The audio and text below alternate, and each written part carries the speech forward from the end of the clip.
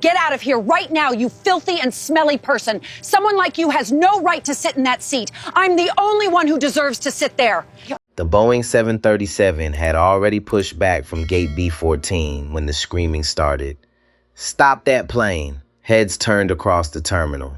A tall black man in a wrinkled Yale hoodie stood surrounded by airport security, one hand gripping the handle of a large gray medical transport case. The other was raised slowly in the air. Not aggressive, not resisting, just exhausted. His chest rose hard beneath the faded sweatshirt. Sweat glistened along his temples under the harsh fluorescent lights of Logan International Airport. Behind the glass windows, the aircraft's anti-collision lights flashed red against the dark morning tarmac. The plane was moving. And inside that humming gray container beside that's a man's leg. A human heart was still beating. Most people in the terminal did not know that.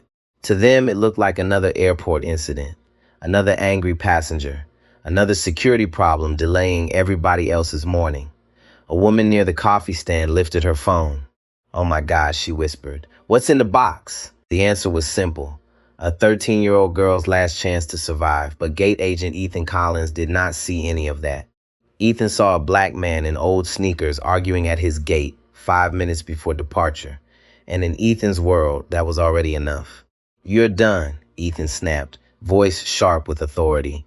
"The aircraft door is sealed. You should follow instructions." Dr. Michael Bennett stared at him in disbelief. For a second, he looked less like one of the most respected cardiothoracic surgeons in America. And more like a man physically trying to hold himself together after 30 straight hours awake. "You cannot let that flight leave," Michael said. His voice stayed controlled. "Barely. There is a live donor heart in this unit. It requires continuous monitoring and regulated temperature stabilization. If that organ doesn't reach Chicago in time, a child dies."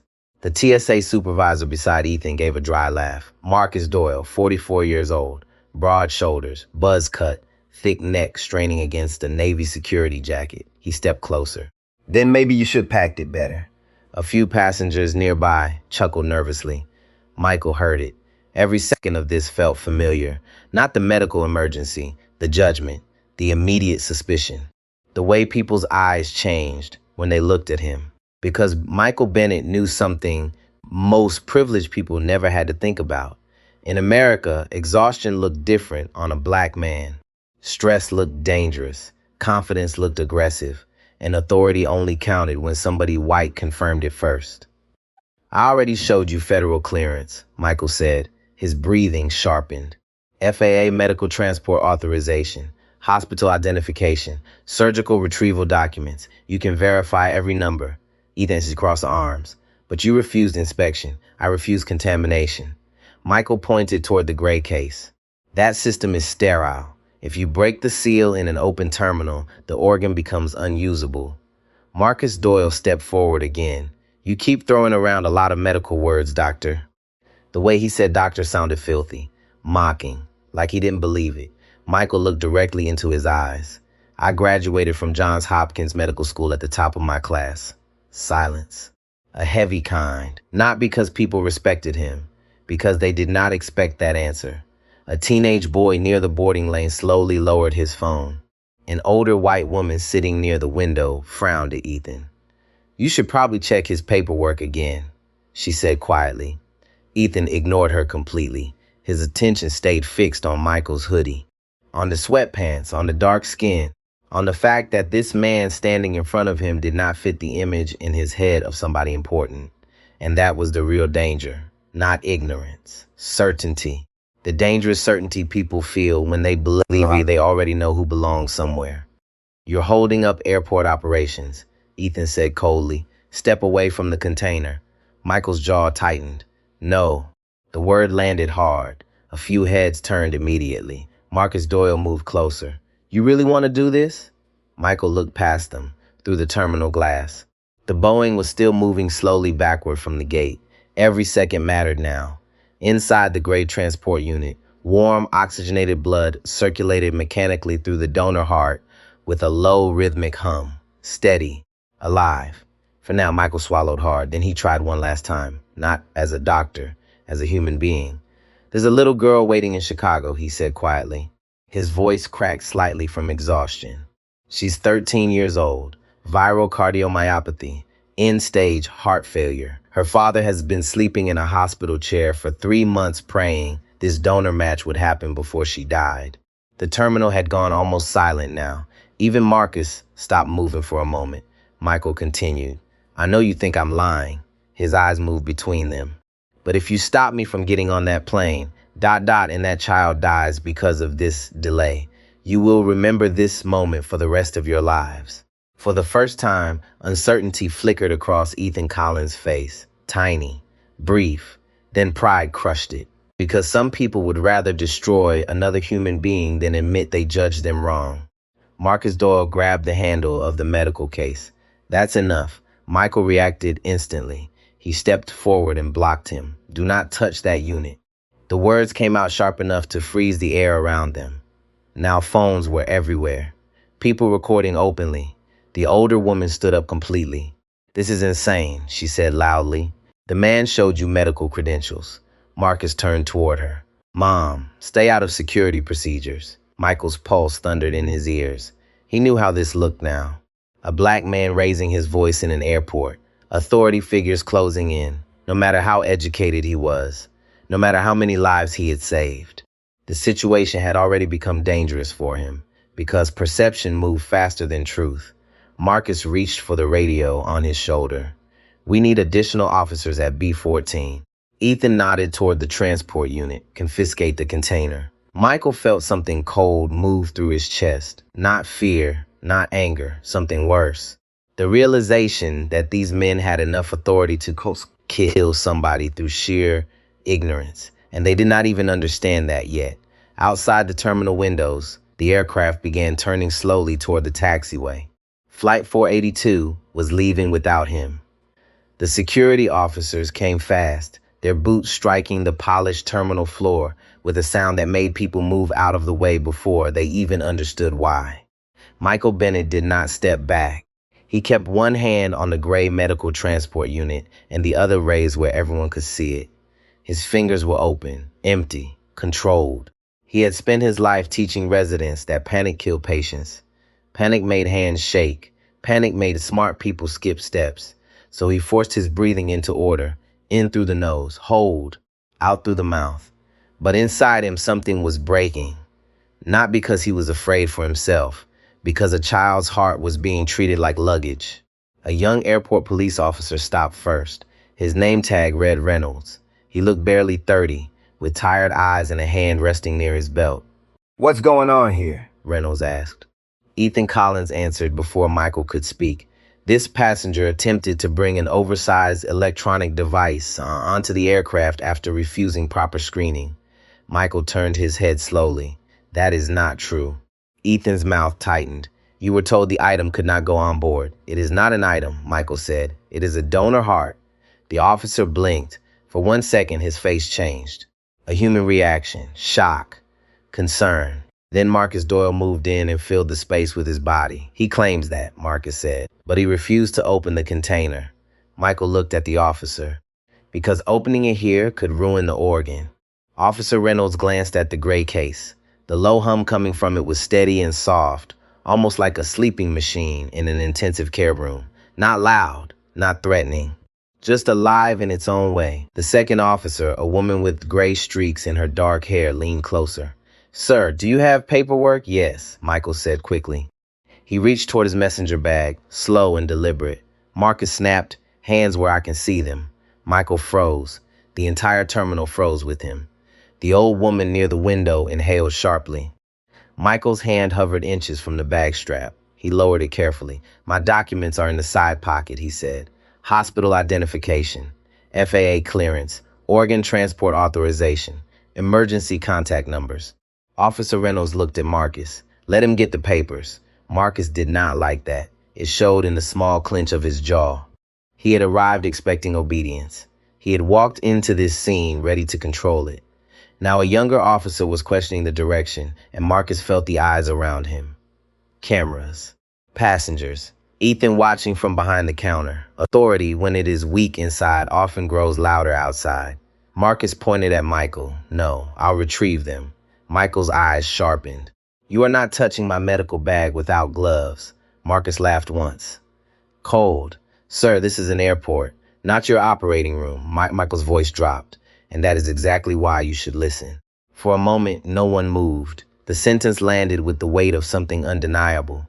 But Marcus hated being corrected in public. He reached down. Michael stepped between him and the bag. Not aggressively, just firmly, like a door closing.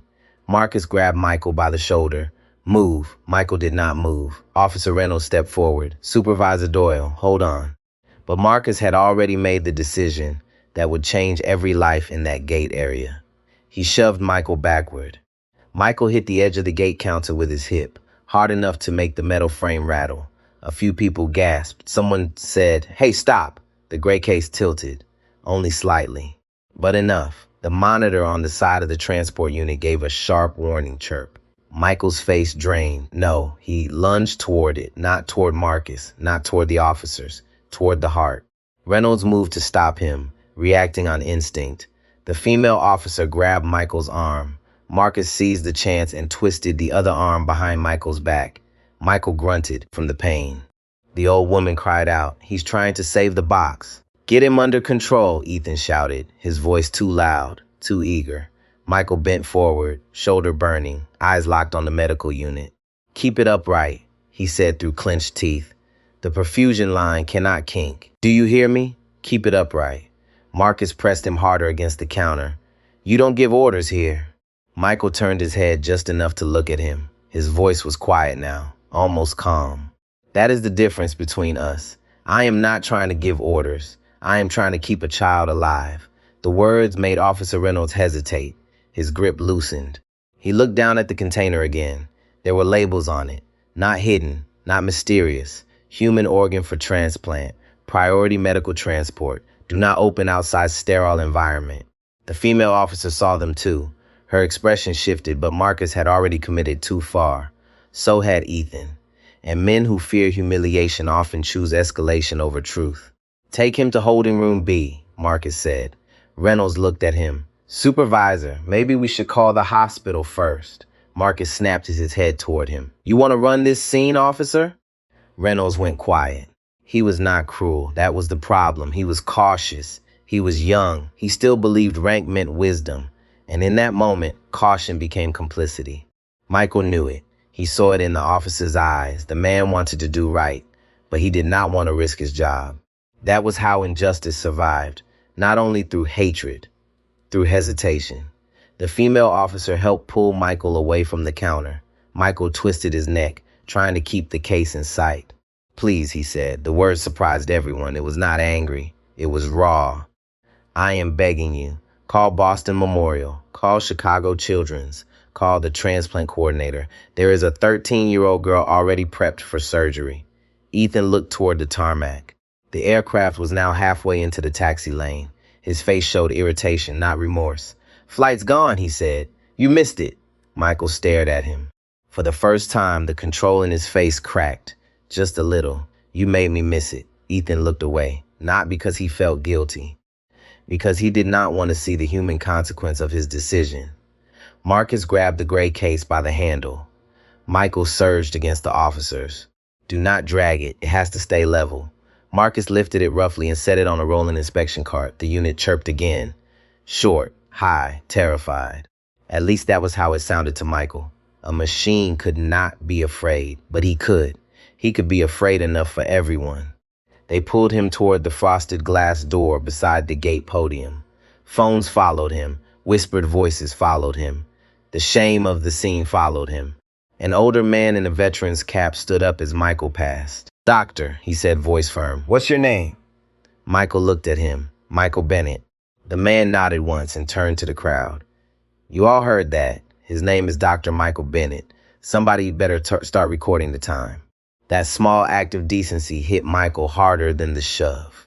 Because when a person's being stripped of dignity, even one witness can feel like a hand on the shoulder. The frosted door opened. Cold air spilled out. Inside was a windowless security room with white walls, a steel table, 2 plastic chairs, and a camera mounted in the corner. No sunlight. No passengers. No witnesses close enough to intervene. They forced Michael into a chair. Marcus set the medical transport unit on the table with a heavy thud. The warning chirp came again. Michael leaned forward instantly. Careful.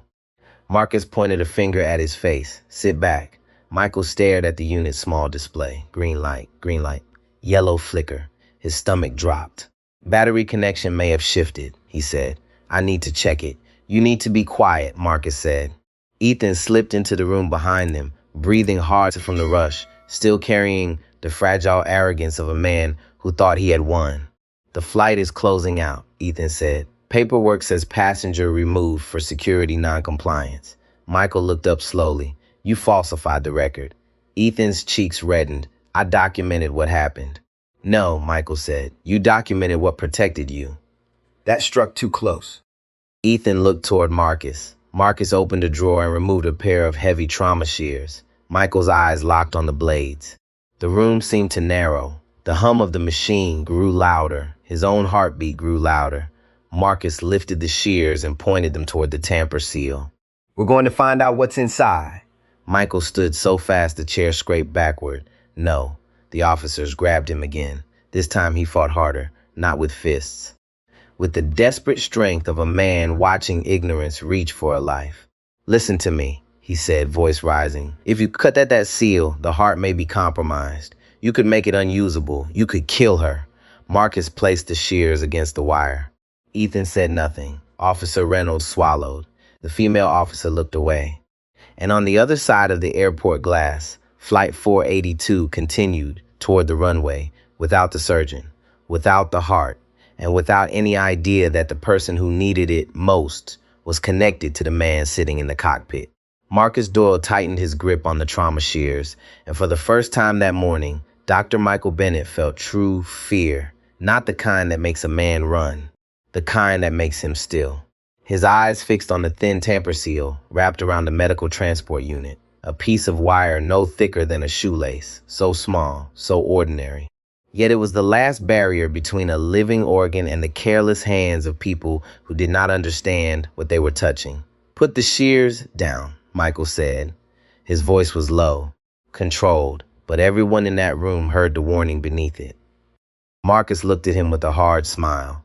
You had your chance to cooperate. I did cooperate. You refused inspection. I refused contamination. Marcus leaned closer to the unit. The fluorescent light caught the silver blades. Officer Reynolds shifted near the door, his hand half raised, then stopped. He looked like a man standing at the edge of doing the right thing, but still afraid of what it might cost him.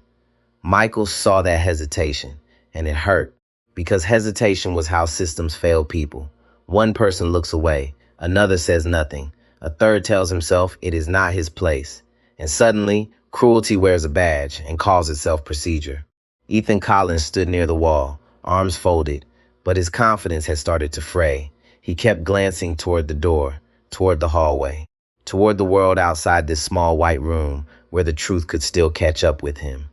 Michael spoke again, slower this time. Officer Reynolds. The young officer looked at him. Read the label on the case. Marcus snapped, do not engage with him. Michael did not blink. Read it out loud.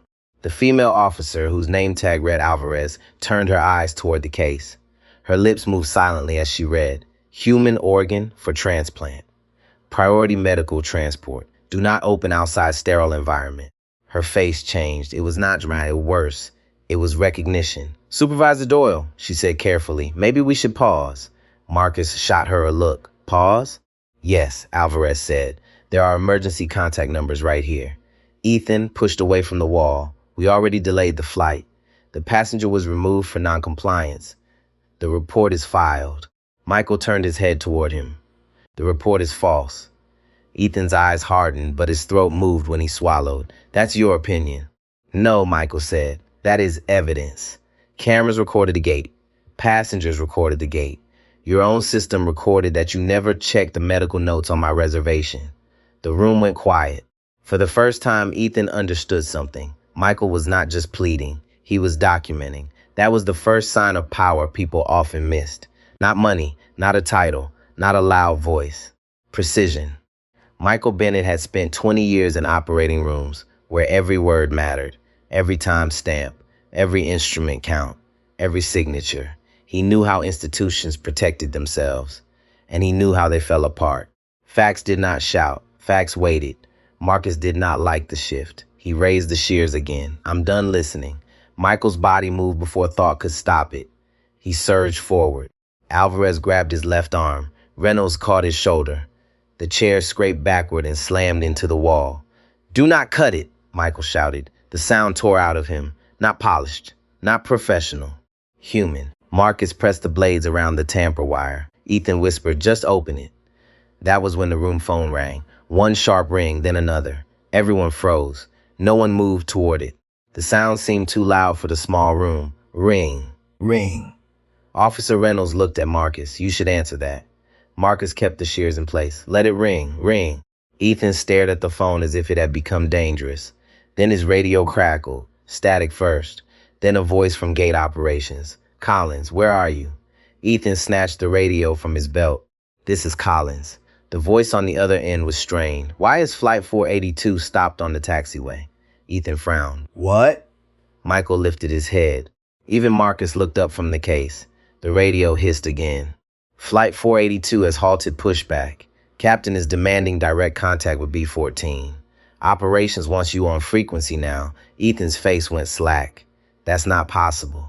They were cleared.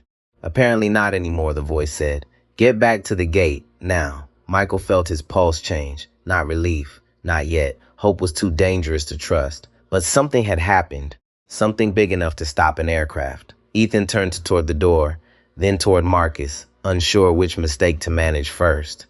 Marcus lowered the shears a fraction. Why would the captain stop pushback? No one answered. But Michael knew there was only one reason strong enough. The medical alert had reached the cockpit. Ethan moved to leave. Michael spoke. You are not leaving me in this room with that unit. Ethan snapped. You don't get to make demands. Michael's eyes locked onto him. I'm the only person here legally qualified to monitor that heart. Alvarez stepped between Michael and Marcus. She's right, Reynolds said quietly. Everyone looked at him. He corrected himself. He's right. His voice shook, but he kept going. We need to stop. We need to verify this before anyone opens anything. Marcus stared at the young officer like he had been betrayed. You want to disobey a supervisor? Reynolds looked at the gray case, then at Michael, then at the shears. His face was pale. No, sir, he said. I want to avoid killing a patient. The sentence landed hard. Even Ethan flinched. Marcus took one step toward Reynolds. You better watch your mouth. Alvarez moved too, not much, just enough to stand beside Reynolds. Supervisor, she said, put the shears down. For a second, the room balanced on the edge of something ugly. Rank against conscience, pride against duty. Then the radio exploded with Ethan's name. Collins, Captain Foster is on ground frequency. He is asking for you personally. Ethan's hand trembled as he lifted the radio. This is Collins. A pause. Static. Then a voice came through, deep, controlled, but strained so tightly it sounded like metal bending. Mr. Collins, this is Captain Ryan Foster of Flight 482. Where is the passenger from seat 2A? Ethan closed his eyes for half a second. He was removed due to a security concern, Captain. Michael watched his face, watched the lie leave his mouth, watched the fear arrive behind it. Captain Foster's voice stayed calm, too calm. What security concern? Ethan swallowed. He attempted to bring an oversized electronic device on board and refused inspection. The silence after that was worse than yelling. Then Captain Foster spoke again. Was the passenger's name Dr. Michael Bennett? Ethan's mouth opened. Nothing came out. Marcus slowly lowered the shears. Michael felt the air leave his lungs. The captain knew his name. Ethan forced the word out. Yes. And was the device marked as priority medical transport for a donor heart? Ethan looked at the case, at the labels, at Michael. Yes, but Captain, he became aggressive and we followed protocol. The radio went silent again. When Captain Foster answered, the human being beneath the uniform finally broke through. That heart is for my daughter. No one breathed. Not Ethan, not Marcus, not the officers, not Michael. The words seemed to fill the room and push all the arrogance out of it. Captain Foster continued, his voice shaking now. My 13-year-old daughter is in Chicago Children's Hospital. She is sedated. She is on mechanical support. Dr. Bennett is the surgeon assigned to implant that heart. You removed the surgeon. You removed the organ, and you let my aircraft leave without them. Ethan's face drained of color. Marcus took a step back from the table. The shears slipped from his hand and hit the floor with a sharp metallic crack. Michael closed his eyes for 1 second. Not in victory. There was no victory here. Only time lost. Only danger created by people who had mistaken suspicion for judgment. Captain Foster's voice returned, colder now. I have stopped pushback. I am returning to Gate B14. I want Dr. Bennett and that transport unit at the jet bridge when my forward door opens. Not in 5 minutes. Not after another discussion now. Ethan's lips moved soundlessly. Marcus reached for the wall as if the room had tilted. Michael stood slowly. This time, no one touched him. He walked to the table and placed both hands on the medical unit. His fingers moved across the display. Green light, battery stable, perfusion steady, seal intact, barely. He looked down at the thin wire where the shears had almost bitten through. Then he looked at Marcus Doyle. No anger. That would come later. No lecture. There was no time. Move, Michael said. Marcus stepped aside. So did Ethan. So did everyone. Because the man they had treated like a threat had become the only person in the room who still knew what to do. Michael Bennett lifted the transport unit from the steel table with both hands, as if he were lifting a sleeping child. No one spoke. The room that had been full of command and suspicion only moments earlier had gone hollow. Ethan Collins stood near the door, with his radio hanging limp in his hand. Marcus Doyle stared at the floor where the trauma shears lay open, their blades catching the fluorescent light like evidence. Officer Reynolds moved first. He opened the door. Clear the hallway, he said, voice louder than before. Medical transport coming through. There was something different in him now. Not confidence exactly. More like shame turning into action. He had waited too long, and he knew it. But sometimes the first honest step a person takes is the one they take after failing. Michael did not thank him. There was no time. He rolled the gray case out of the holding room and into the terminal corridor. The wheels clicked fast over the tile. Behind him, Alvarez walked close, one hand raised to move people aside. Reynolds followed, face pale, eyes fixed forward. Ethan hurried after them, almost stumbling. Dr. Bennett, he said. Michael did not turn. Do not speak to me unless it helps the patient. Ethan's mouth shut. Those words landed harder than any insult, because they gave him no room to defend himself. No room to explain. No room to pretend this was about policy anymore. At the end of the corridor, the gate area had changed completely. Passengers were standing, not sitting, not whispering, standing. Some held phones. Some had hands over their mouths. A few looked ashamed now, as if they had laughed too early or judged too quickly and were only beginning to feel the weight of it. The older woman who had spoken up before stood beside the window, clutching her purse with both hands.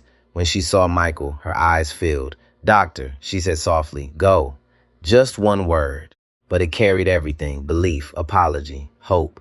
Michael gave her the smallest nod and kept moving. Outside the glass, Flight 482 was crawling back toward the gate. The aircraft looked enormous in the gray morning light. Its nose turned slowly, guided by a ground crew in neon vests. Red lights flashed against the wet pavement. The jet bridge began to move, groaning as it extended toward the forward door. The whole terminal seemed to hold its breath. At the gate podium, a woman in a Navy business suit waited with a tablet pressed to her chest. Her hair was pulled back tight. Her name badge read Laura Whitman, Director of Ground Operations. She stepped toward Michael. Dr. Bennett? Yes. Her eyes dropped to the transport unit, then back to his face. I'm Laura Whitman. Dispatch has confirmed your medical clearance. The captain is refusing to open the aircraft door until he sees you on the bridge. We have Chicago coordinated. Ambulance, police escort, surgical team. Everything is moving. Michael's eyes sharpened. How much time did we lose? Laura hesitated. That hesitation was an answer. Approximately 22 minutes from initial boarding denial. Michael closed his eyes once, only once. 22 minutes. In transplant medicine, 22 minutes was not just a delay. It was tissue stress. It was reduced margin. It was the difference between calm and crisis. People outside medicine thought time was measured by clocks. Surgeons knew it was measured by cells dying quietly. He opened his eyes. Then we do not waste another second. Laura nodded, agreed. Ethan stepped closer behind him.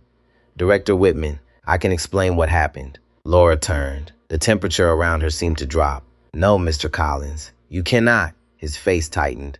I was following carry-on policy. You ignored a medical transport notation in the reservation, she said. You failed to call the medical operations desk. You failed to contact the captain. You allowed a federally cleared organ courier to be detained. Ethan's lips parted.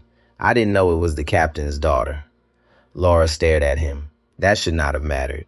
The words hit the gate area like a verdict, not loud, not dramatic, just true.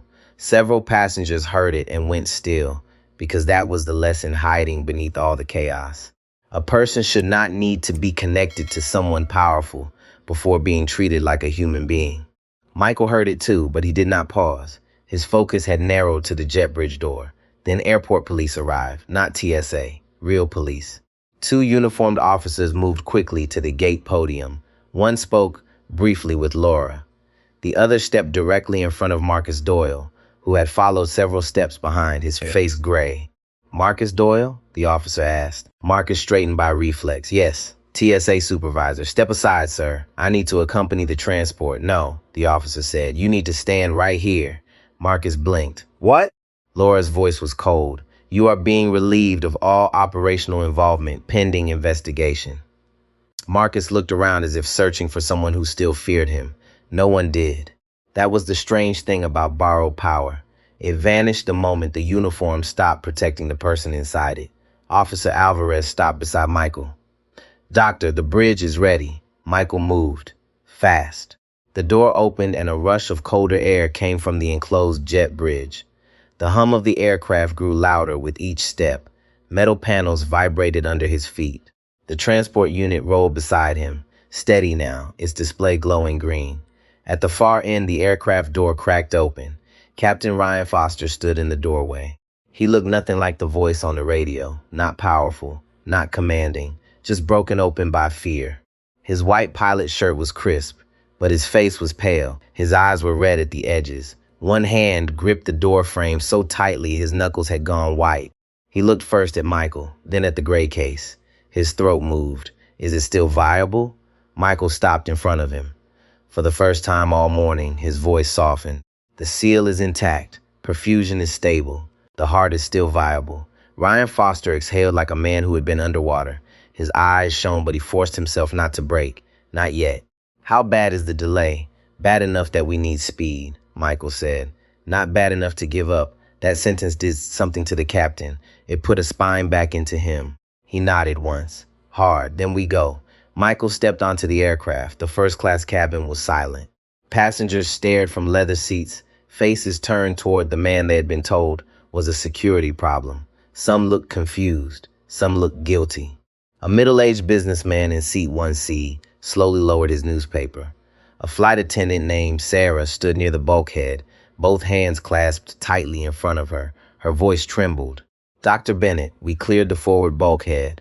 The captain wants the unit secured where you can reach it. Thank you, Michael said. No warmth, but no cruelty either. Sarah swallowed and helped guide the straps around the transport case. Her fingers shook as she worked. I'm sorry, she whispered. We were told you were removed for a security issue. Michael checked the display again. Then remember this, he said quietly. Whenever someone gives you a story about another human being, especially one that makes it easier to dismiss them, verify it before you believe it.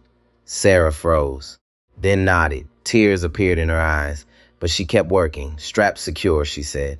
Michael sat in seat 2A. His body ached the moment he stopped moving. Exhaustion slammed into him like a wall, but his eyes stayed on the monitor. Ryan Foster remained at the cockpit door for one more second. Doctor, he said. Michael looked up. The captain's voice almost broke. My daughter's name is Emily. Michael held his gaze. Then let's get Emily her heart. Ryan nodded. He disappeared into the cockpit. The door closed. A beat of silence. Then the PA crackled. Ladies and gentlemen, this is Captain Foster. We have a critical medical transport on board. We are departing immediately with priority clearance. Please remain seated and follow crew instructions without delay. His voice changed on the last words, lower, sharper, And please remember that every person you see in an airport may be carrying a burden you cannot recognize. No one moved. No one complained. Outside, the engine surged. The aircraft pulled away from the gate again, faster this time. The cabin lights trembled. Michael placed one hand on top of the gray case, feeling the faint vibration beneath the shell. The heart was still beating. The plane turned toward the runway, and the real race began. The Boeing 737 shot down the runway like it was trying to outrun death itself. Passengers felt it immediately. The engines did not rise into power gently. They roared, deep and violent. The entire cabin trembled under the force. Coffee cups rattled. Overhead bins shook against their latches. Michael Bennett kept one hand pressed against the transport unit while the aircraft accelerated beneath him. His eyes never left the monitor. Green pressure line, stable oxygenation, battery holding, for now.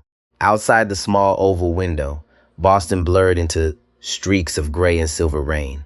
Then the aircraft lifted hard into the clouds, climbing steep enough to pin shoulders into seats. In the cockpit, Captain Ryan Foster's jaw stayed locked tight. Positive rate. Gear up, he answered instantly. First Officer Daniel Kim glanced sideways at him. He had flown with Ryan for 4 years, long enough to recognize the difference between concentration and fear. This was fear, not professional stress, not turbulence management, fear with a face attached to it. A 13-year-old girl lying unconscious in a hospital bed. Daniel lowered his voice. How's Emily? Ryan swallowed once before answering. She stopped responding to medication yesterday. The cockpit went quiet, except for the constant electronic chatter of instruments and the howl of engines climbing through cloud cover. She asked me if I still recognize her after surgery, Ryan said suddenly. Daniel looked at him. Ryan kept staring ahead. She was joking. His voice tightened. At least she tried to make it sound like a joke. Daniel said nothing. Some pain had no safe response. Ryan adjusted the thrust manually. Too aggressive. Daniel noticed immediately. You're pushing her hard. Ryan's eyes stayed forward. We lost 22 minutes. They already gave us direct routing. Not enough. Below them, the Atlantic coastline disappeared under dense cloud banks. Air traffic control had cleared Flight 482 ahead of scheduled traffic, but Ryan wanted more. Not because he was reckless, because he understood math, cold medical math. Every minute changed survival odds. Every delay mattered. Back in first class, Michael finally allowed himself one sip of water from the plastic cup Sarah had placed beside him. His hand shook slightly, not fear, exhaustion. 30 hours awake was one thing inside a hospital where adrenaline carried people forward, but now there was silence around him. A soft cabin, dimmed lights, controlled air. The body always tried to collapse once the emergency seemed temporarily contained. Sarah approached carefully. She crouched beside seat 2A, Dr. Bennett. Michael looked up. There's a satellite phone available if you need to contact Chicago. Yes. She handed him the receiver with both hands, respectfully now, not because she knew he was important, because she finally understood he had always been important. Michael dialed from memory. The line connected after 2 rings. Chicago Children's Cardiac Unit. This is Dr. Michael Bennett. Put me through to Dr. Karen Holt immediately. A pause, then movement, voices, fast footsteps in the background. Karen picked up breathless. Michael, how's the patient? He did not say Emily's name. Surgeons often avoided names before procedures. It created distance. Distance kept hands steady. Karen exhaled sharply. She crashed once about 20 minutes ago. Michael closed his eyes briefly. What intervention? Increased ventricular support. She stabilized, but barely. Michael rubbed his forehead. How long? Silence. Not long. Karen finally answered carefully. If we don't get that heart in soon, we run out of options. Michael looked at the transport monitor again. The soft mechanical hum filled the space around him. I'm bringing it, he said quietly. Karen's voice softened. I know you are. Then she added something lower. Michael, what happened in Boston? He looked down at the bruising forming along his wrist where Marcus Doyle had grabbed him. People made assumptions. Karen understood immediately. That was the terrible thing. People like Michael and Karen always understood immediately, not because they were paranoid, because they had lived long enough in America to recognize the pattern. A black doctor in expensive scrubs was respected. A black doctor in sweatpants became suspicious. Competence depended too often on costume. Michael heard movement beside him. Captain Ryan Foster had stepped out of the cockpit. The cabin lights painted deep shadows across his exhausted face. He waited quietly until Michael finished the call. Michael handed the phone back to Sarah. Ryan sat across the aisle. For a second, neither man spoke. The aircraft hummed around them. Passengers pretended not to watch, but they watched. Of course they did. Two men carrying the weight of the same child's survival without ever having met before today. Ryan looked at the transport unit. Can she still make it? Michael answered honestly, yes. Not certainty. Not comfort. Truth. Ryan nodded slowly. Then he asked the question he had been carrying inside him for hours. What's it like? Michael looked at him. Waiting? Ryan nodded. Michael leaned back carefully. His body ached everywhere now. I've watched parents wait outside operating rooms for 20 years, he said quietly. Some pray, some bargain, some go silent. He paused. The hardest ones are the parents who apologize. Ryan frowned slightly. Apologize? Michael nodded. They think somehow they failed their child. Ryan stared down at his hands. That sounds familiar. Michael watched him for a moment. Then he said something Ryan Foster would remember for the rest of his life. Sick children teach adults a dangerous lesson. Ryan looked up. They remind us how little control we really have. The captain's eyes reddened slightly again. He gave a weak laugh through his nose. You know what scares me most? Michael waited. I fly 80 tons of metal through storms for a living, Ryan said. People trust me with hundreds of lives every week. His voice cracked slightly. But I couldn't fix my own little girl. Michael's answer came softly. That's because love is not control. Silence settled between them again. Not awkward, heavy, human. Behind them, a businessman in first class slowly removed his glasses. Earlier that morning, he had been one of the passengers recording Michael at the gate. At the time, he had assumed security probably knew something he did not. Now shame sat inside his chest like a stone. He leaned towards Sarah quietly. What happened to that doctor? Does that happen often? Sarah hesitated, then answered honestly. More than people think. The businessman looked down at his folded hands. I didn't say anything. Sarah glanced toward Michael. He still got on the plane. That's not the point, the businessman whispered. No, it was not. In the cockpit, an alert chimed softly. First Officer Daniel Kim looked at the updated route. Chicago cleared us direct over Cleveland. We're shaving another 11 minutes. Ryan sat back down fast. Push it. We're near max cruise already. Push it anyway. Daniel studied him for a moment, then nodded, because there are moments when rules matter less than mercy. The aircraft surged slightly as thrust increased. Far below, winter clouds rolled across the Midwest like dark ocean waves. Back in Boston, the consequences were beginning. Airport police had sealed the holding room. Marcus Doyle sat alone in a hard plastic chair, staring at the dent in the steel table where the transport unit had slammed earlier. His breathing stayed shallow. He kept replaying the captain's words. That heart is for my daughter. Ethan Collins stood outside the room, speaking rapidly into a phone. No, that's not what happened, he insisted. He was aggressive. We follow procedure. But even as he said it, his eyes drifted toward the security cameras overhead. Because deep down, Ethan knew something terrible. The cameras had no prejudice. The footage would show everything. The interruption, the shove, the disbelief. The moment they stopped seeing a human being and started seeing a stereotype. Laura Whitman approached slowly. Mr. Collins. Ethan turned. Her expression gave him no comfort. Corporate legal wants all reports preserved immediately, she said. And the FAA has requested copies of every communication connected to this incident. Ethan's face went pale. Laura looked at him for a long second. Then she asked quietly, when he told you a child would die, why didn't you believe him? Ethan opened his mouth. Nothing came out.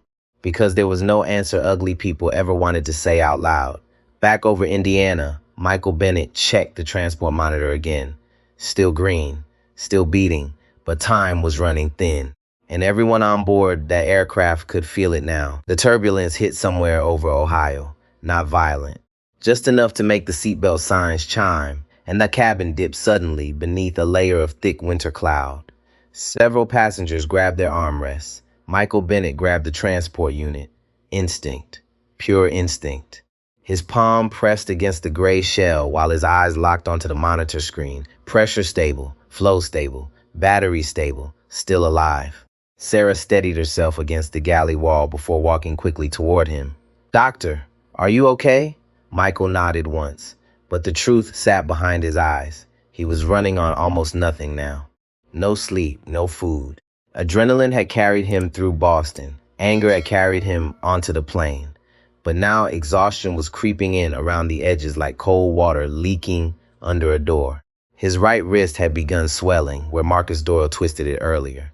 Every time he flexed his fingers, pain shot into his forearm. Sarah noticed immediately. "Your hand. It works," Michael said. "That's not what I asked." Michael looked at her for the first time in several minutes. She reminded him of dozens of nurses he had worked with over the years. Tired eyes, steady hands, the kind of people who noticed suffering before words ever reached it. "I'll survive," he said quietly. Sarah crouched beside the seat. "You know," she said softly, "my son wants to become a doctor." Michael managed the smallest smile. "How old?" 16. "What kind?" "He changes every month." She gave a nervous laugh. "Last week it was neurosurgeon. Before that it was sports medicine." Michael nodded faintly. "Tell him to become the kind who listens." Sarah frowned slightly. "What do you mean?" Michael glanced around the cabin. "At some point, medicine stops being about intelligence." His voice stayed low. "The best doctors aren't the ones who talk the most. They're the ones who notice what everyone else ignores." Sarah thought about that. Then her eyes drifted toward the bruises darkening along his wrist. "I'm sorry for what happened back there." Michael looked out the window. Clouds rolled beneath the aircraft like frozen waves. "I've had worse." The answer hurt more than anger would have, because it told the truth. Across the aisle, the businessman from Seat 1C slowly stood up. He hesitated before approaching. "Dr. Bennett?" Michael looked at him cautiously. The man removed his glasses. "My name is Richard Coleman." He swallowed awkwardly. "I just wanted to say, I should spoken up sooner." Michael studied him. Richard was somewhere in his late 60s. Expensive watch. Lawyer posture. The kind of man who has spent decades in boardrooms where silence often protected comfort. I saw security grabbing you. Richard admitted, and I told myself maybe they knew something I didn't. Michael said nothing. Richard nodded slowly, ashamed now. "That's how people justify cowardice," he said quietly. "They convince themselves authority must have a reason." The cabin hummed softly around them. Michael finally answered. "Most injustice survives because decent people wait too long." Richard lowered his eyes. Then he did something unexpected. He extended his hand, not as a gesture of power or respect. Michael looked at the hand for a moment before shaking it carefully with his uninjured one. Richard returned to his seat without another word, carrying the weight of that conversation back with him. In the cockpit, Ryan Foster was fighting the clock 1 mile at a time. "Chicago Center cleared direct approach," Daniel Kim said. "No holding pattern." Ryan nodded sharply. "Good, but not enough." His eyes kept drifting toward the small photo clip beside the instrument panel. Emily, taken 2 summers earlier at Cape Cod. Sunburned cheeks, crooked smile, hair blowing across her face while she laughed at something outside the frame. Before the hospital, before machines, before words like transplant and ventricular support became part of daily life. Ryan's chest tightened. He remembered the first night she collapsed during soccer practice. The confusion, the ambulance lights, the doctors explaining viral cardiomyopathy in careful voices that sounded too calm for something destroying a child's heart. And then the waiting. God, the waiting. Parents imagine many fears when their children are born. Most never imagine sitting beside a hospital bed, praying for another family's tragedy to save their own child. Daniel glanced toward him carefully. "You should eat something." Ryan almost laughed. "I can't even swallow water. You won't help her by collapsing." Ryan rubbed both hands across his face. You know what she asked me yesterday? Daniel stayed quiet. "She asked if I'd still dance with her at her wedding someday." Ryan's voice cracked slightly. "She's 13. The cockpit fell silent again. Below them, Chicago waited beneath gray winter skies. Back in Boston, Ethan Collins sat alone in a small conference room across from 2 airline investigators. The room was cold, not physically, professionally. A legal pad sat untouched in front of him. So did a bottle of water he had not opened. One investigator clicked through security footage on a laptop. There was no sound. There did not need to be. The images were enough. Michael showing identification. Michael pointing toward paperwork. Marcus grabbing him. The transport unit tilting. Passengers reacting. Ethan watched himself on screen. He barely recognized the man standing there. Not because the footage lied. Because it did not. The female investigator paused the video.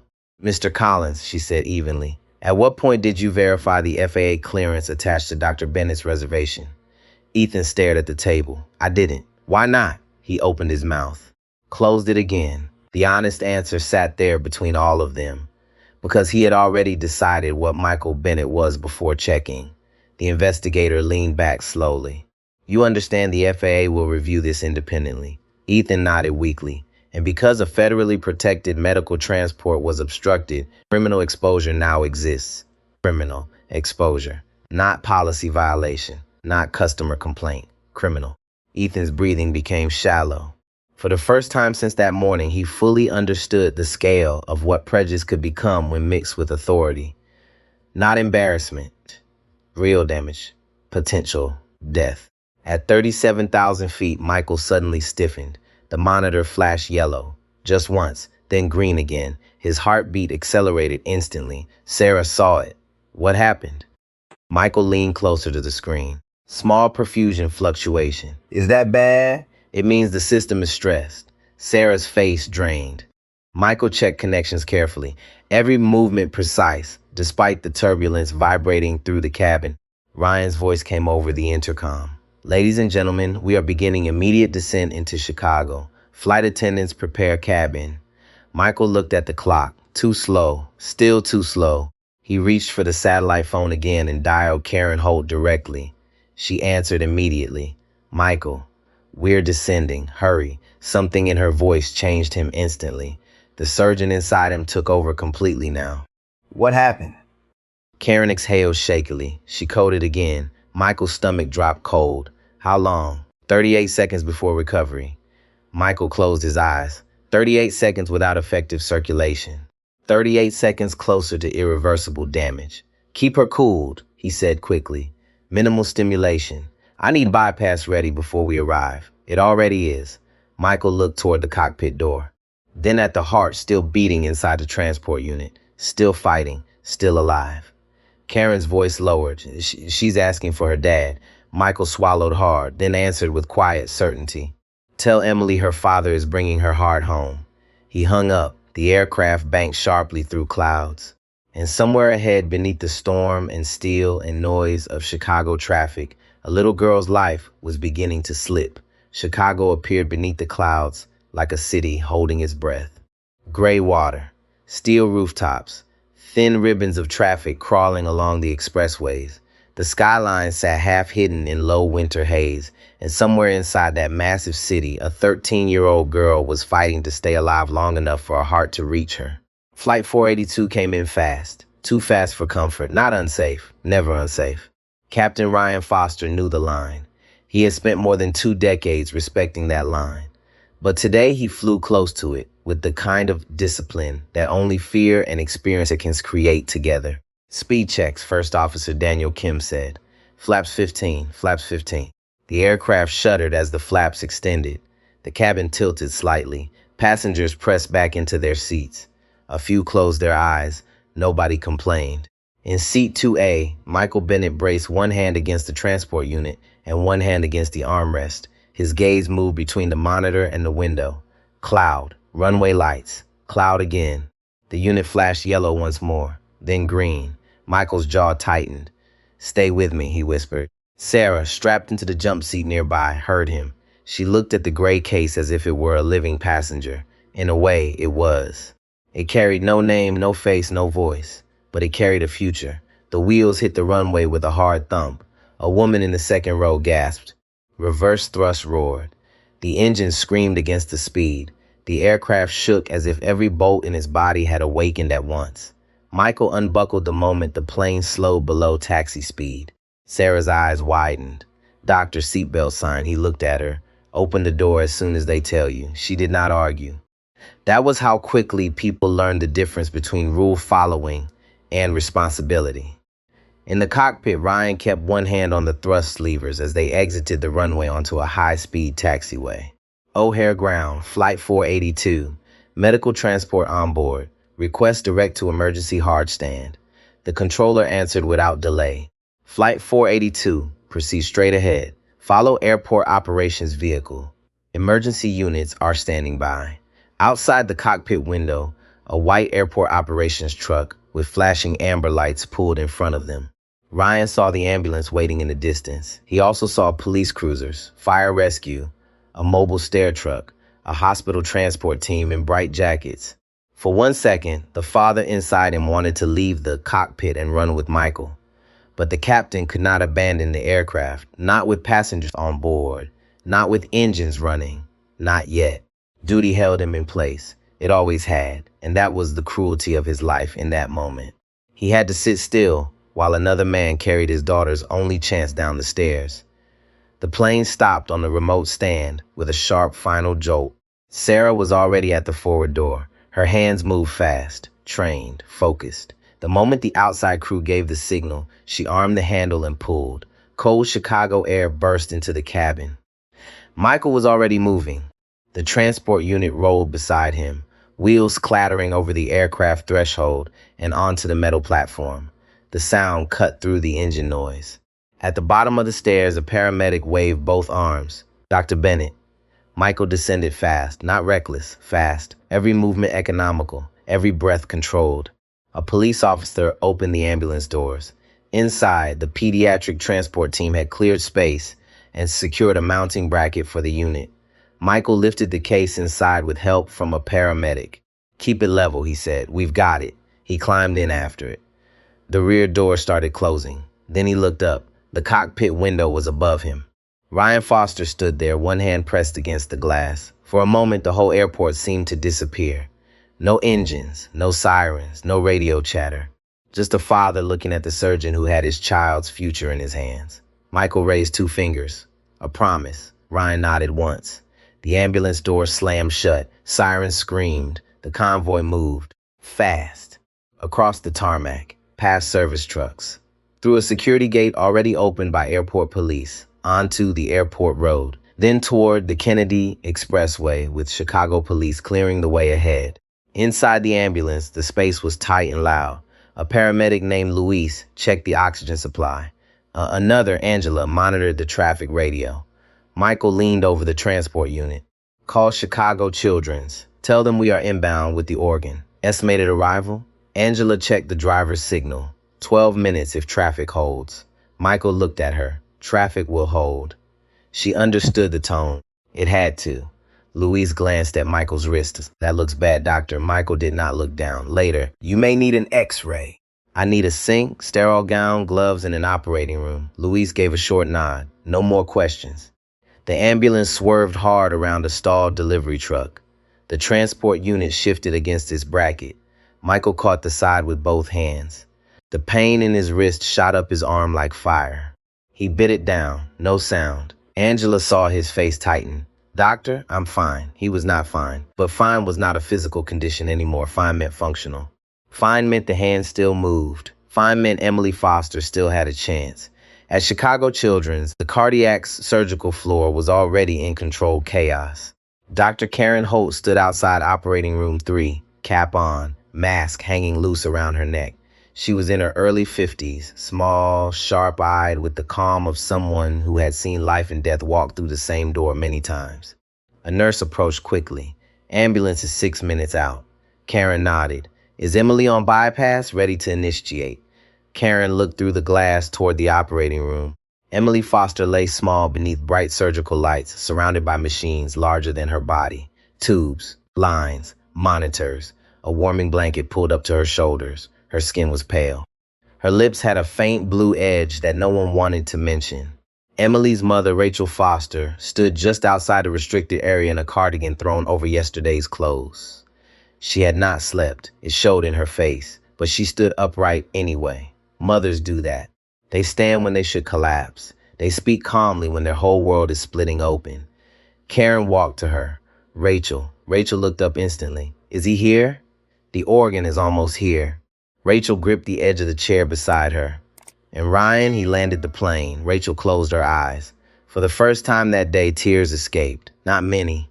Just enough to prove she was still human. He promised her, she whispered. He promised he'd bring it. Karen placed a hand on her shoulder. He did.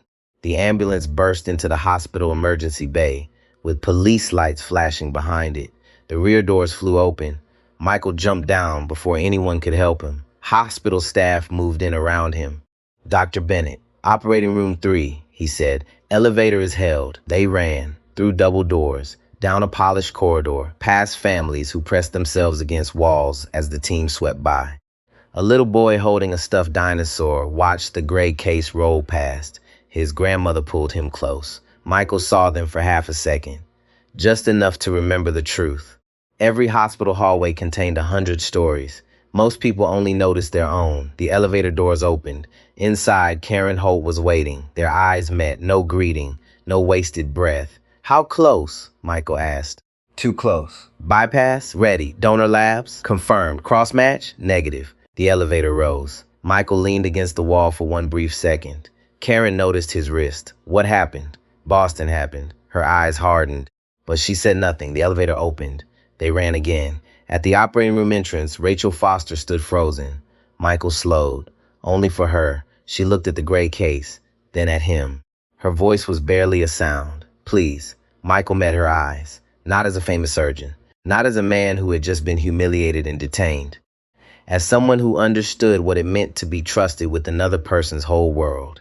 I'm going to do everything humanly possible, he said. Rachel nodded, breaking. Then he turned and entered the operating room. The door swung shut behind him. Inside, the lights were blinding. The air was cold. The team was ready. Michael scrubbed faster than anyone in the room had ever seen, but every step was exact. Soap to elbows, rinse, sterile towel, gown, gloves, no wasted movement, no shaking. He stepped to the table. Emily's chest rose and fell under the ventilator. Small, fragile, still here. Michael looked at the monitor, then at the team. Let's bring her back. The operating room moved like a machine under pressure. No wasted motion, no unnecessary words, just the sharp rhythm of trained people standing between a child and death. Bright surgical lights burned over Emily Foster's small body. The ventilator hissed steadily beside her. Heart monitors flickered green across black screens, while perfusion pumps hummed with mechanical precision. Michael Bennett stood at the operating table with both gloved hands resting briefly against the sterile drape.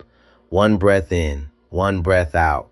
Then the surgeon disappeared into the work. Scalpel. The instrument landed in his hand instantly. Karen Holt watched him carefully from across the table. She had worked with Michael for nearly 12 years, long enough to recognize the subtle difference between confidence and urgency. Tonight he carried both. The incision was clean, precise. His swollen wrist clearly hurt him now. Karen noticed a slight stiffness every time he rotated his hand. But Michael never acknowledged it. Surgeons learned early that pain became background noise in moments like these. Emily's chest opened slowly beneath the lights. Monitors beeped steadily. For now. Pressure? Michael asked. Stable, the anesthesiologist answered. Bypass ready. Michael nodded once. The donor transport unit sat open nearby now. Inside, the new heart rested surrounded by sterile preservation solution, red and alive under the operating room lights. A nurse glanced toward it involuntarily. Even experienced surgical staff still felt something sacred when seeing a human heart outside the body. Not symbolic, real, a person's final gift to someone they would never meet. Michael looked at it only briefly, then back at Emily, because emotion had to wait. Technique came first. Outside the operating room, Rachel Foster sat beside the wall with both hands clenched together so tightly her fingers had gone white. Captain Ryan Foster arrived running down the hallway, still wearing his pilot uniform beneath a winter coat thrown on too fast. His overnight bag bounced against his shoulder as he searched for Rachel. The moment she saw him, she stood, then collapsed against him. Ryan caught her instantly. She's in surgery, Rachel whispered. Ryan wrapped both arms around her and closed his eyes. For the first time since Boston, he finally allowed himself to shake. Not loudly, not dramatically, Just small tremors running through a man who had spent too many hours holding himself together. Rachel pressed her face against his chest. "You got it here," she whispered. Ryan looked toward the operating room doors. "No," he said quietly. He did. Back inside, the atmosphere tightened. Emily's damaged heart was failing faster now. Pressure dropping, anesthesia warned. Michael's eyes stayed focused. "Initiate bypass," the perfusionist answered immediately. Bypass initiated. Machines took over the work Emily's heart could no longer manage. Blood flowed through tubing outside her body, while the surgical team worked with controlled urgency. Karen glanced toward Michael. "You okay?" "Keep moving." That was all. Sweat gathered beneath Michael's surgical cap despite the cold operating room. Every second mattered now. The donor heart had survived Boston. Security detention, flight delays, turbulence, transport across Chicago traffic. But organs were not miracles. They had limits. Michael carefully disconnected Emily's failing heart. The room grew quieter. Even the nurses seemed to breathe differently during moments like this, slower, smaller. Human beings understood instinctively when life balanced on an edge. Karen lifted her eyes toward the monitor. Flat mechanical rhythm, bypass support only. Emily's own heart was gone now. For a few seconds, her chest looked impossibly empty, fragile, too small for so much suffering. Michael extended his hand, the donor heart. A scrub nurse transferred it carefully into position.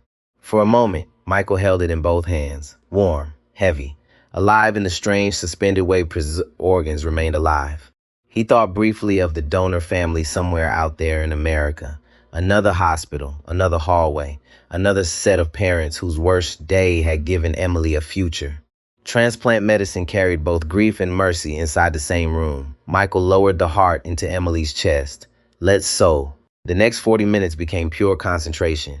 Tiny sutures, steady hands, clamp placement, vessel alignment. No one spoke unless necessary.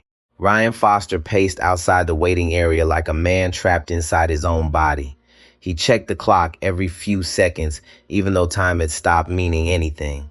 An older janitor pushing a floor machine paused nearby. "You okay, sir?" Ryan gave a tired nod automatically. The janitor studied the pilot uniform. "Your family in surgery?" Ryan swallowed. "My daughter."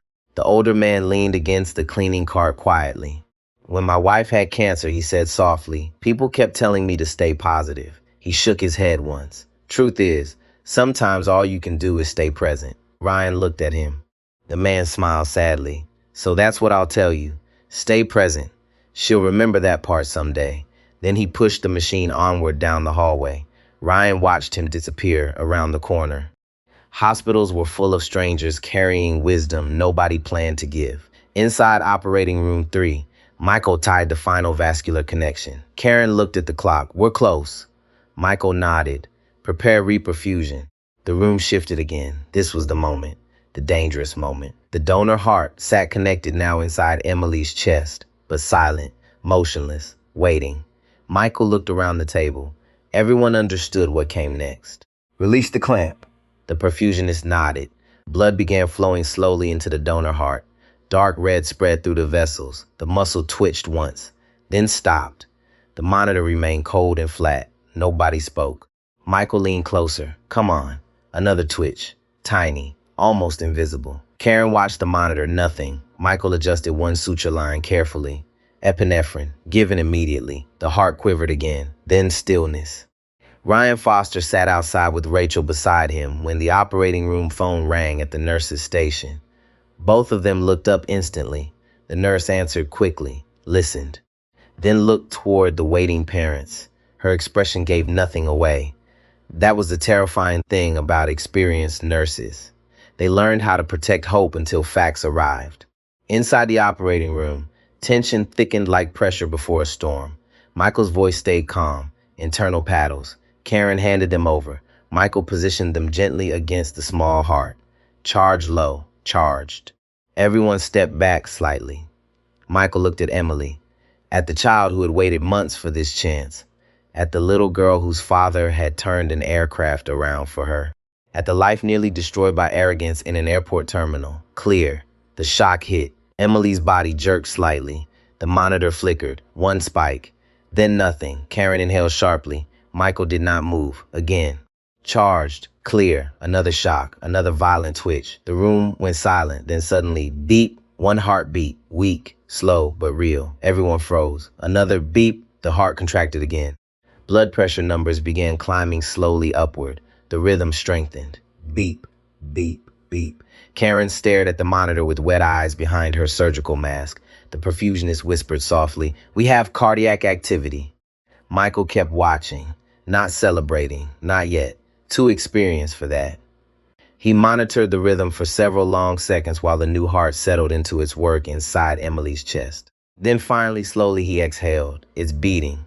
Outside the operating room doors, Rachel Foster covered her mouth as Karen Holt stepped into the hallway, still wearing her surgical gown. Ryan stood instantly. Neither parent could speak. Karen pulled down her mask and smiled. That was all it took. Rachel broke first, then Ryan.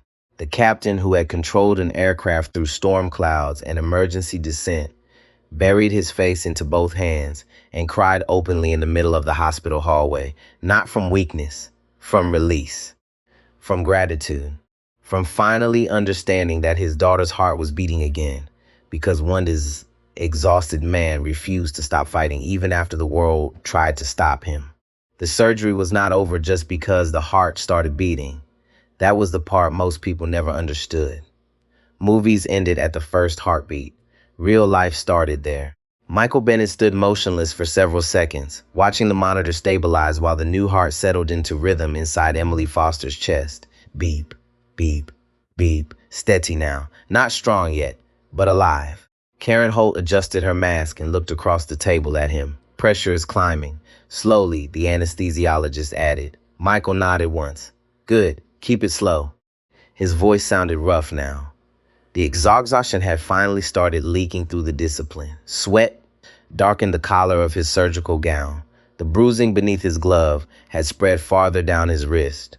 But his hands still moved with frightening precision. Reduce bypass support gradually, he said. The perfusionist obeyed immediately. Machines began giving Emily's circulation back to her own body little by little. It was always a dangerous transition. Sometimes the new heart failed under pressure. Sometimes swelling started. Sometimes his rhythm collapsed without warning. Every person in the room knew that. No one relaxed. Karen checked the monitor again. Sinus rhythm holding. Michael finally stepped back half a pace. Not celebration. Assessment. The heart looked good. Color improving. Perfusion improving. Electrical conduction stable. For the first time all night, Hope stopped feeling fragile. A surgical resident near the back of the room stared at Michael with open admiration. He had watched senior surgeons panic during easier procedures than this. Michael never raised his voice once. Never blamed anyone. Never lost control. Even after everything in Boston. The resident spoke carefully. Dr. Bennett? Michael kept his eyes on the monitor. Yes? How did you stay calm through all of that? The room stayed quiet. Michael took a long breath before answering. Because panic is selfish. The resident blinked. Michael finally looked at him. When people panic, they focus on their own fear. His voice stayed steady. But medicine is not about your fear. It's about the patient's survival. The words settled deep into the room. Karen glanced at him quietly. That was who Michael Bennett really was beneath the exhaustion and bruises and airport humiliation. Not just brilliant, grounded. The kind of doctor younger physicians built themselves around. Outside the operating room, Rachel Foster sat beside Ryan with both hands wrapped around a paper cup she had forgotten to drink from. Neither of them had spoken for almost 10 minutes. They just listened. Hospitals had sounds people never forgot once they heard them enough. Rolling carts, distant overhead pages, elevator bells, soft shoes against polished floors, and sometimes silence. The silence after disaster did not come. That mattered. Ryan leaned forward, elbows on his knees, staring at the floor tiles beneath him. I almost left without him, he said quietly. Rachel looked at him. The plane was already pushing back. Ryan rubbed his face hard. If dispatch hadn't reached the cockpit, his voice cracked again. I would have flown away from my own daughter's heart. Rachel reached for his hand immediately. You turned around. But he had to fight every person on the ground first. Rachel knew who he meant. Michael. The man who should have been treated like a hero from the beginning instead of a threat. Ryan stared at the wall. You know what scares me, he whispered, if he looked different. Dot. If he wore a suit instead of that hoodie. None of this happens. Rachel said nothing. Because some truths arrive too heavy for quick comfort. Down the hallway, a television mounted near the waiting area began replaying cell phone footage from Logan Airport. Muted video. Passengers recording. Security grabbing Michael. The transport case tilting. A news banner crawled beneath it. Federal investigation launched after transplant surgeon detained during medical lens emergency. Ryan watched silently. Rachel covered her mouth. The footage looked worse than either of them imagined. Not because it showed violence, because it showed certainty. The certainty on Ethan Collins' face. The certainty of men convinced they already knew who belonged and who did not. A nurse quickly muted the television and changed the channel. Too late. Ryan had already seen enough. Back in Boston, the fallout kept spreading. Marcus Doyle sat inside a federal interview room under bright white lights that made his skin look gray. Two Department of Transportation investigators sat across from him with folders spread across the table. One opened a file slowly. Supervisor Doyle, did Dr. Bennett ever physically threaten you? Marcus stared at the tabletop. No. Did he attempt to flee? No. Did he present medical documentation? Marcus hesitated. Yes. The investigator folded both hands calmly, then explained why force was used. Marcus opened his mouth. Nothing came out, because there was no professional language left to hide behind. The younger investigator spoke next. Witnesses state Dr. Bennett repeatedly warned that opening the transport container could destroy the organ. Marcus rubbed both hands over his face. I thought he was exaggerating. The room went quiet. The older investigator finally answered. That assumption nearly killed a child. Marcus lowered his eyes. And somewhere deep inside him, the terrible realization finally arrived.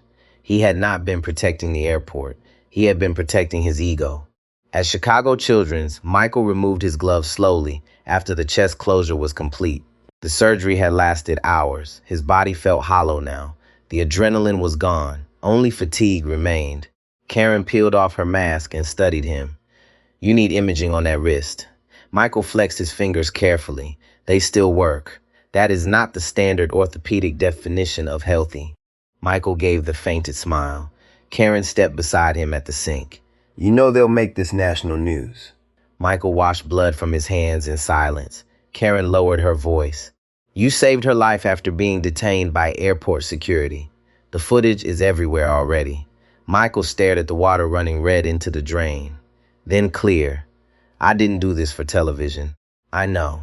That's the problem with this country sometimes, he said quietly. People only care after a story becomes dramatic enough to trend.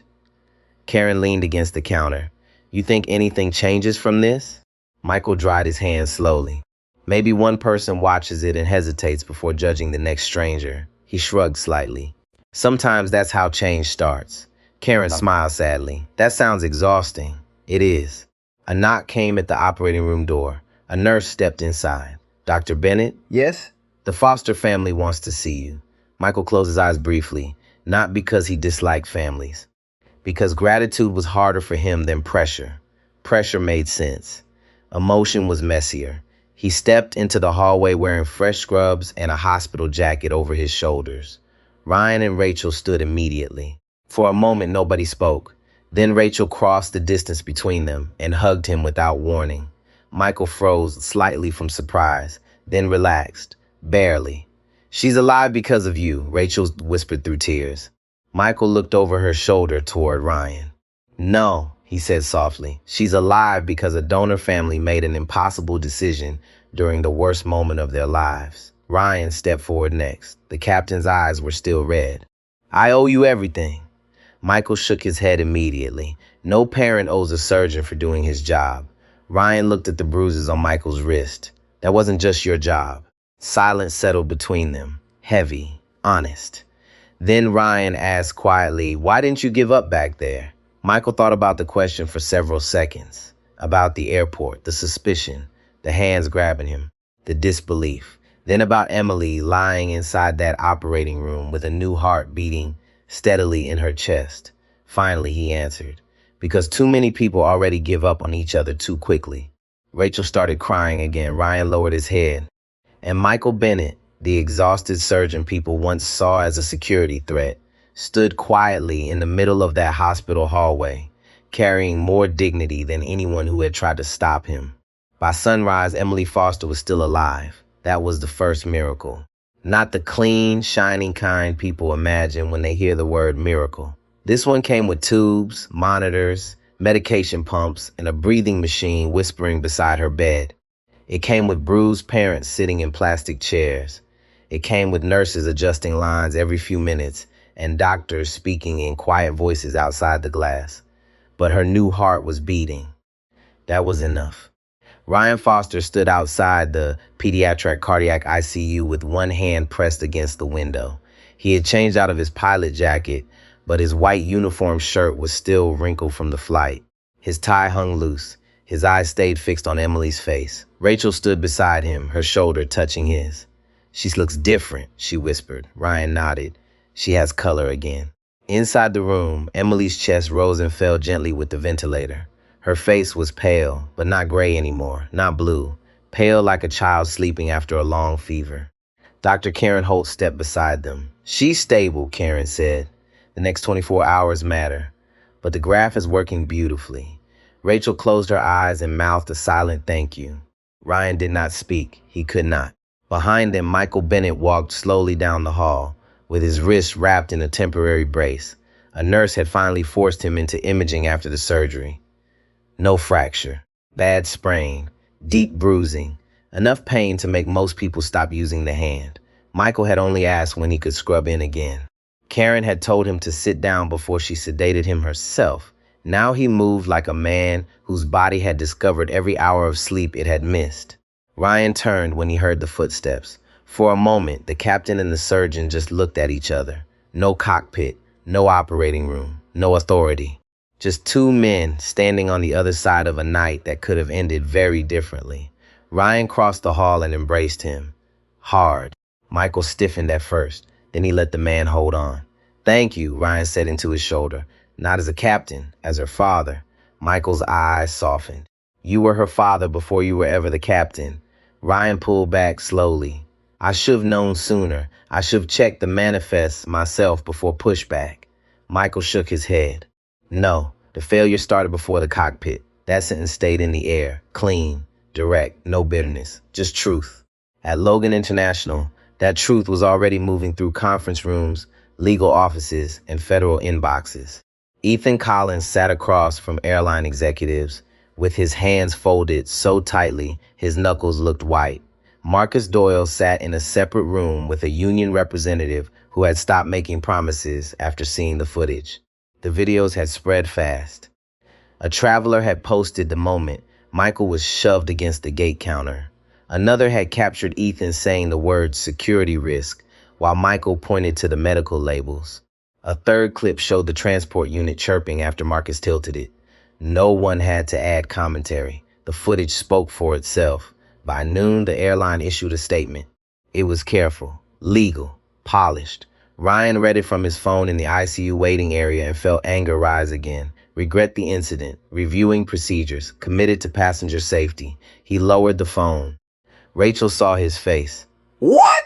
"They're trying to make it sound like a misunderstanding." Michael sat across from them, a cup of hospital coffee untouched in his hand.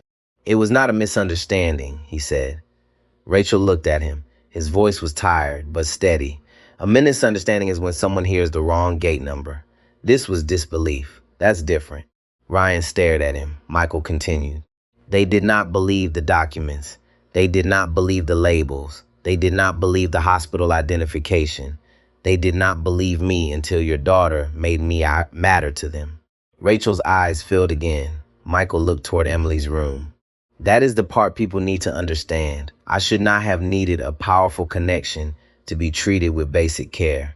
No one spoke after that. Because some sentences do not need witnesses to respond. They only need to be remembered.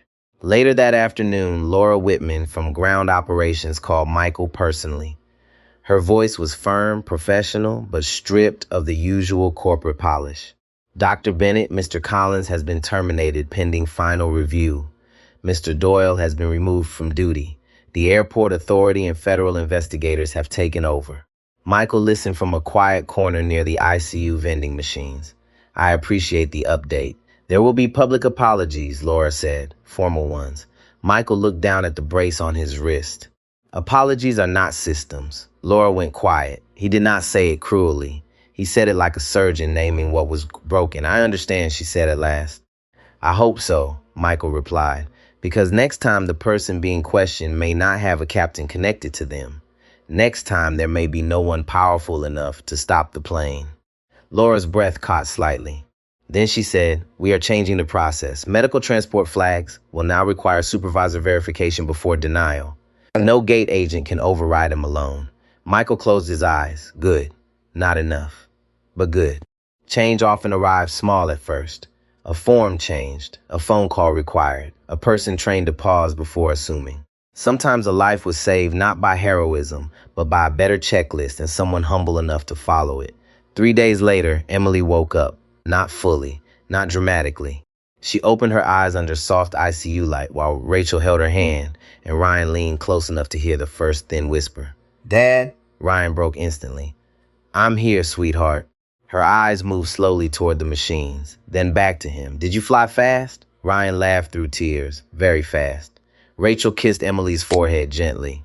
A doctor brought your heart all the way here. Emily blinked slowly. The one you told me about, Ryan nodded. The best one. When Michael visited later, he stood at the foot of the bed wearing fresh scrubs and the wrist brace Emily noticed immediately. You got hurt, she whispered. Michael smiled softly. A little. For me? The room became very still. Michael stepped closer. For you, he said, and for the person who gave you this heart, and for every patient who deserves to be protected before they are judged.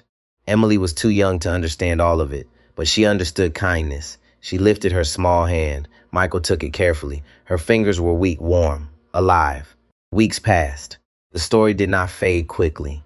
News programs replayed the airport footage. Medical associations discussed transport protections. Aviation panels debated gate authority. Civil rights advocates spoke about bias in public safety decisions. But Michael avoided most interviews. He gave one statement outside Boston Memorial Hospital, standing in a dark overcoat beneath a pale winter sky. He did not raise his voice. He did not perform anger. He simply said what mattered. A person's dignity should not depend on their clothing, their race, their accent, their job title, or who they know. In emergencies, assumptions are not just unfair. They are dangerous. Then he walked back inside the hospital. That was Michael Bennett. He had no interest in becoming a symbol. But sometimes life chooses symbols from people who were only trying to do their duty. Months later, Emily Foster walked slowly into a hospital rehabilitation room wearing pink sneakers and a scar beneath her shirt that would one day become part of her strength. Ryan and Rachel watched from the doorway as she took 10 careful steps without help. 10 steps, then 12, then 15. Everyone clapped softly. Emily rolled her eyes like any embarrassed teenager, but she smiled. Michael stood in the back of the room, unnoticed at first. Ryan saw him and nodded. Michael nodded back. No speeches, no grand gesture, just the quiet recognition of two people who had met inside a crisis and carried something sacred through it. Outside, life kept moving. Planes took off, gates filled. Passengers hurried past one another with coffee cups and rolling bags, each carrying private fears no stranger could see. And maybe that was the lesson. Every person in front of us is more than what we first assume. The tired man in a hoodie may be a surgeon carrying a child's future. The quiet woman in line may be holding herself together after a diagnosis. The stranger moving slowly may be grieving someone no one knows about. Respect should not be delayed until someone proves they deserve it. It should be the starting point. Because sometimes the smallest act of dignity is the difference between harm and healing. If this story moved you, please like this video so more people can hear its message. Subscribe for more stories about courage, justice, and humanity. And in the comments, write 3 words that this story leaves with you, such as never stay silent, justice must win, or respect every life.